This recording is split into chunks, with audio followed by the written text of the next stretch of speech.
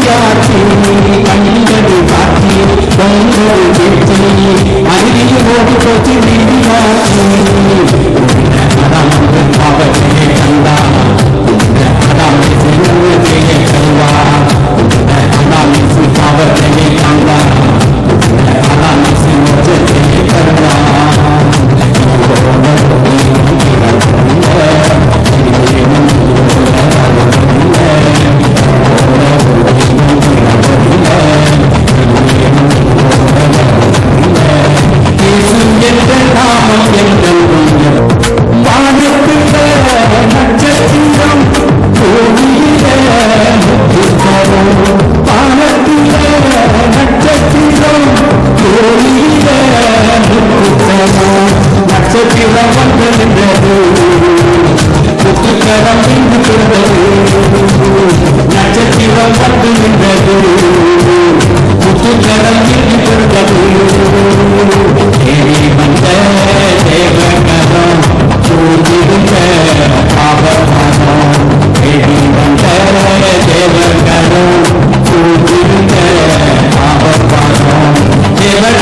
ஓடி வந்தது, பாவக்காரன் ஓடி போனது, தேவகணம் ஓடி வந்தது, பாவக்காரன் ஓடி போனது. வானத்தில நட்சத்திரம், பூமியில முத்துச்சரம். வானத்தில நட்சத்திரம், பூமியில முத்துச்சரம். கர்த்தருடைய பரிசுத்த நாமம் மகிமைப்படுவதாக. ஆசீர்வதிக்கப்பட்ட அருமையான இந்த நல்ல நாளுக்காக உங்கள் அனைவர்களையும் நான் வாழ்த்தி ஆசீர்வதிக்கிறேன். பரிசுத்த லூக்கா எழுதின சுவிசேஷம் 1ஆம் அதிகாரம் 31வது வசனத்தை நாம் பார்க்கும் பொழுது, இதோ நீ கர்ப்பவதியாகி குமாரனை பெறுவாய், அவருக்கு இயேசு என்று பெயரிடுவதாக. அவர் பெரியவராயிருப்பார், உன்னதமானவருடைய குமாரன் எனப்படுவார். கர்த்தராகிய தேவன் அவருடைய பிதாவாகிய தாவீதின் சிங்காசனத்தை அவருக்கு கொடுப்பார் என்று பார்க்கிறோம். தேவதூதன் கடந்து சென்று மரியாளிடத்திலே சொல்லப்பட்ட நல்ல வாழ்த்தை தேவதூதன் அவளை நோக்கி, மரியாளே நீ பயப்படாதே, நீ தேவனிடத்தில் கிருபை பெற்றாய் என்று, கிருபை பெற்றவளே என்று சொல்லி அவர் இயேசுவை குறித்து அறிவிக்கிறார். இயேசு என்பதற்கு அர்த்தம் இரட்சகர், மீட்பர், விடுவிக்கிறவர் என்றெல்லாம் இருக்கிறது. ஆதி யோவானின் சுவிசேஷம் 1ஆம் அதிகாரம் 1ஆம் வசனத்தை பார்க்கும் போது, ஆதியிலே தேவன் வார்த்தையாயிருந்தார், அந்த வார்த்தை தேவனிடத்தில் இருந்தது, அந்த வார்த்தை தேவனாயிருந்தது. தேவனாயிருந்த வார்த்தையாயிருந்த தேவன் மாம்சத்திலே வெளிப்பட்டார். அவர் குமாரனாக இந்த பூமியிலே இரட்சகராக இறங்கி வந்தார். அவர் இயேசு என்று பெயரோடு வந்தார். இரட்சகர், மீட்பர் என்பதற்கு பாவிகளை ரட்சிக்கவே கிறிஸ்து இயேசு உலகத்தில் வந்தார். பாவிகளாகிய நம்முடைய பாவங்கள், அக்கிரமங்கள், மீறுதல்கள், சாபங்கள், சாபத்தீட்டுகள், வியாதிகள், பொல்லாப்புகள், இக்கட்டு இடையூறுகள் இருந்து ஆண்டவர் நம்மளை மீட்டுக் கொள்ளும்படியாக இயேசு என்ற பெயரோடு இந்த பூமியிலே அவர் இறங்கி வந்தார். அந்த இயேசு நம்முடைய எல்லா காரியத்திற்கும் நமக்கு துணையா நின்று, நம்முடைய எல்லா காரியத்திற்கும் நன்மையாய் இருந்து உதவி செய்யும்படியாக இந்த பூமியிலே வந்தார், ரட்சிக்க வந்தார்.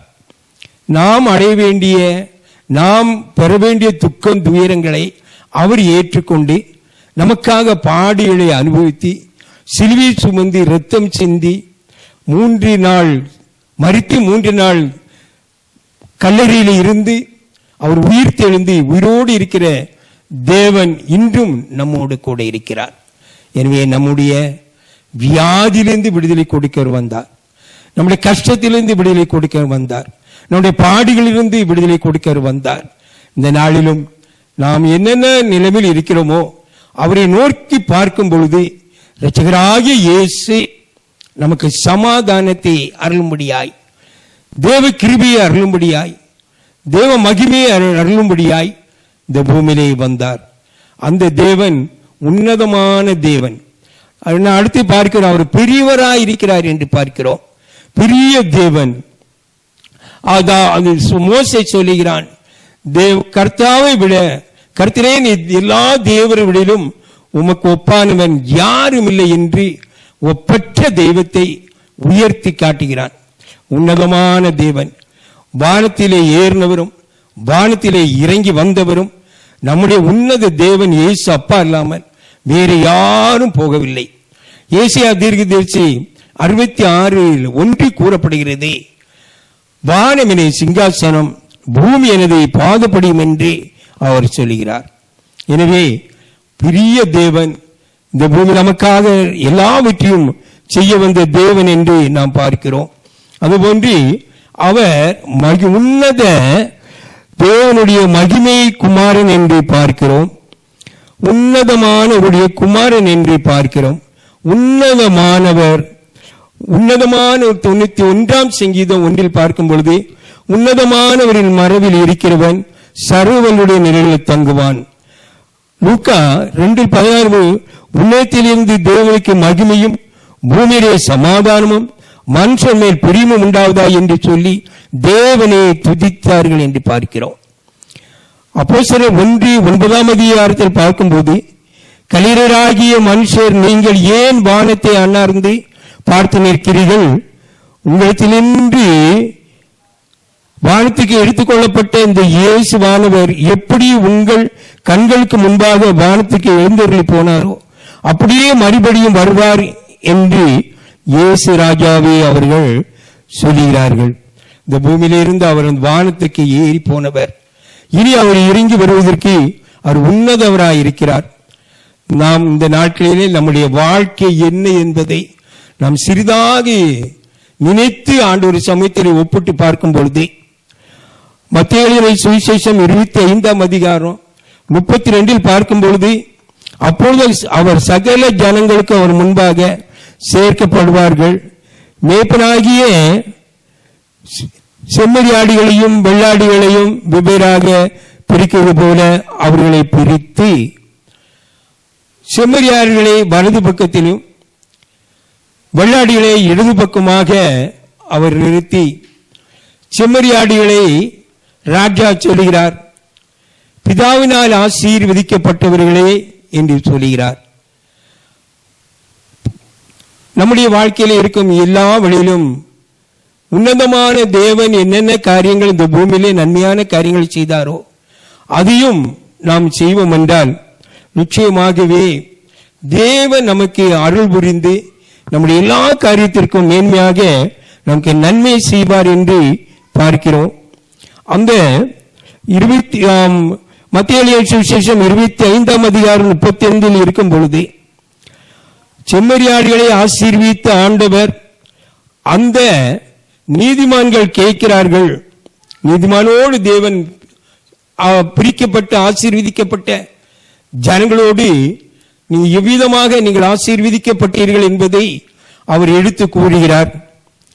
பசியாயிருந்தேன், எனக்கு போஜனம் கொடுத்தீர்கள். தாகமாயிருந்தேன், என்னை தாகத்தை தீர்த்தீர்கள். அந்நீராயிருந்தேன், என்னை சேர்த்து கொண்டீர்கள். நான் வியாதியாயிருந்தேன், என்னை விசாரித்தீர்கள் என்று அவர்கள் சொல்லுகிறார். காவலில் இருந்தேன், எனக்கு துணை நின்றீர்கள் என்று ஆண்டவரே இயேசுவானவர் தம்முடைய பிரித்து வைத்திருக்கிற வலது பக்கத்தில் இருக்கிற செம்மறியாடுகளாக இருக்கிற நீதிமான்களை குறித்து அவர் கூறுகிறார். நீதிமான்கள் இவர்களை கேட்கிறார்கள், ஆம் ஏசப்பா, நீர் என்றைக்கு பசியா இருந்தீர், என்றைக்கு தாகமா இருந்தீர், என்றைக்கு வஸ்திரம் இல்லாமல் இருந்தீர், என்றைக்கு காவலில் இருந்தீர், என்றைக்கு வியாதியா இருந்தீர் என்று அவர் கேட்கிறார். அவர் கேட்கும் பொழுது இயேசு சொல்கிறார், இதோ இந்த எளியவனாய் இந்த சிறியவனுக்கு, இந்த பூமியில இருக்கிற சிறியவனாகி இந்த சகோதரனுக்கு நீங்க என்ன நன்மை செய்தீர்களோ அது எனக்கு செய்தீர்கள் என்று சொல்லுகிறார். நம்முடைய வாழ்க்கையிலே நன்மை செய்யும்படியாக நாம் கற்றுக்கொள்ள வேண்டும்.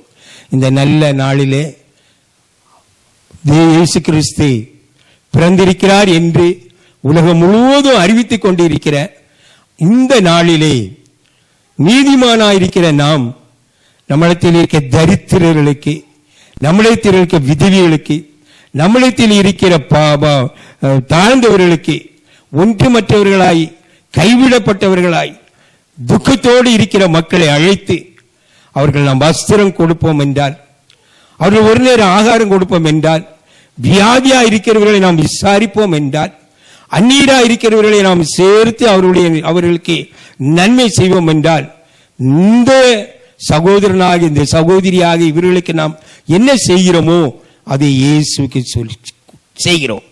எனவே இயேசு நம்முடைய வலது பக்கத்தில் நம்மளை நிறுத்தி அவர் சொல்லுகிறார், இதோ பிதாவினால் ஆசீர்வதிக்கப்பட்டவர்களே என்று. நாம் பிதாவினால் ஆசீர்வதிக்கப்பட்டு இருக்கிறோம், ஆசீர்வாதத்தோடு இருப்போம். இந்த நாளிலே இந்த செய்தியை ஆண்டவர் கொடுக்கும்படியாக தேவன் கொடுத்த கிருபைக்காக தேவனுக்கு நன்றி கூறி ஒரு நிமிடம் நாம் இருக்கிற இடத்திலே நம் தேசப்பாவை நோக்கி பார்ப்போம். இயேசு இந்த பூமிக்கு ரட்சகராய் வந்தார், பெரியவராய் வந்தார், உன்னதவராய் வந்தார், நம்மளை மீட்கும்படியாக வந்தார், நம்மளை ஆதரிக்கும்படியாக வந்தார், நம்மளை அரவணைக்காக வந்தார். அவர் ஒரு விஷயம் நம்ம நோக்கி பார்ப்போம். நல்ல பிதாவே, நன்றியோட ஸ்தோத்திரம் அப்பா. ஆண்டவரே, எங்களுக்காக நீர் பேசின வார்த்தைக்காக நன்றி ஆண்டவரே. இந்த வார்த்தை ஒவ்வொரு மக்களுடைய வாழ்க்கையிலே நன்மையான காரியங்கள் செய்யும்படியாய் வானத்திலிருந்து இறங்கி வந்த உன்னத தேவன் அப்பா. ஆண்டவரே, நீ ரட்சகர். ஆண்டவரே, உம்முடைய ரட்சிப்பு அல்லாமல் எங்களுக்கு வேற தெய்வம் வேறு ஒன்றும் இல்லை அப்பா. நீர் மீட்பராய் இருக்கிறீர். ஜனங்களுடைய தேவைகளை சந்திங்க. சரீர பிரகாரமான வியாதி, வாதைகள், பொல்லாப்புகள், தீங்குகள், தீமைகள் இருந்தாலும் இப்பொழுது ஒவ்வொருடைய மேலும் உடைய கரம் தொட்டி நீர் விடுதலை கொடுக்கும்படியாய், அனாதியாய், ஆதரவற்றவர்களாய், புறம்பே தள்ளப்பட்டவர்களாய், புறக்கணிக்கப்பட்டவர்களாய் யார் இருந்தாலும் ஆண்டவரே, அவர்களை நீ சந்தித்தப்பா. அவர்களுக்கு நீர் தேற்றி ஆற்றி பலப்படுத்தி உடைய நன்மையினால் முடிசூட்டும்படியாய், இந்த நல்ல நாளிலே நீர் இறங்கி ரட்சிப்பை கொடுக்கும்படியாய், வானத்திற்கு கீழே பூமிக்கு மேலே உம்முடைய நாமம் அல்லாமல் வேற நாமம் ஆண்டவரை ரட்சிக்கப்படவில்லை என்பதை அறியும்படியாக நீ நன்மை செய்யும். மக்களோடு கூட வரும். நீர் ஆறுதல் படுத்தும். நீர் இந்த பூமிக்கு வந்தது ரட்சகரா வந்தீர், இயேசுவா வந்தார், பெரியவரா வந்தீர், மீட்பரா வந்தீர், உன்னதவராய் வந்தீர். உமக்கு நன்றி ஆண்டவரே. மக்களை ஆசீர்வதி ஆசீர்வதியும். இயேசு நாமத்தில் ஜெபங்களும் நல்ல பிதாவே. ஆமென், ஆமென்.